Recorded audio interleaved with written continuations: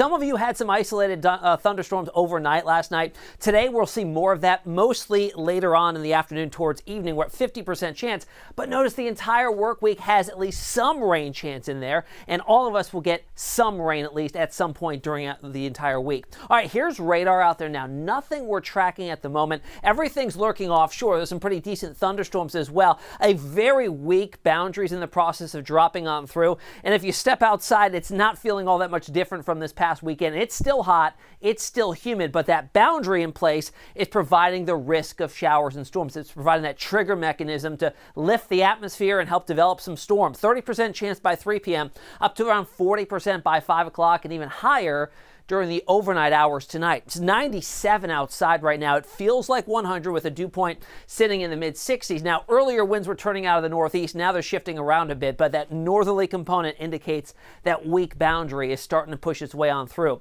87 at Livingston, 97 at Bush and Katy, 95 at Brenham, 94 in Angleton. So still hot out there.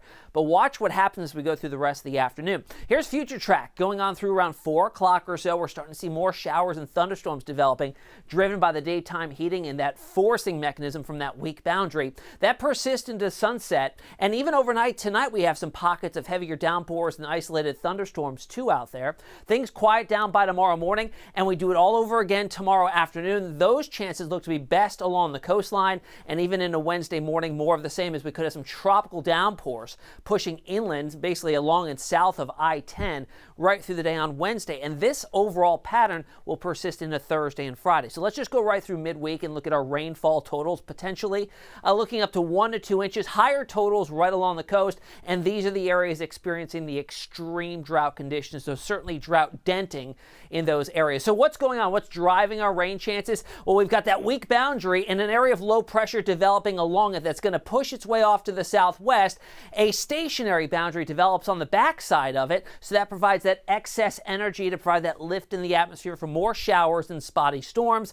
This area of low pressure, sitting over very warm sea surface temperatures in the Gulf of Mexico, will start to show some signs of developing, at the same time throwing moisture in our direction, increasing our rain chances. Here's how it looks, and here's how the Hurricane Center sees things going out for the next couple of days. As we start to see some gradual development and organization with that low pressure system, there's a 10 to 20% chance that it gets some tropical characteristics and maybe briefly becomes a depression or a tropical storm. It's got plenty of fuel. The entire Gulf of Mexico is cooking out there. Look at the sea surface temperatures in the mid to upper 80s, low 90s. All you need is 80-degree water or warmer. That's not the only thing we're watching out in the tropical Atlantic. We've got 2 other areas, one in the red here, Invest 94L, that at the current time the hurricane hunters are flying through, and they've actually found wind speeds close to 50 miles an hour.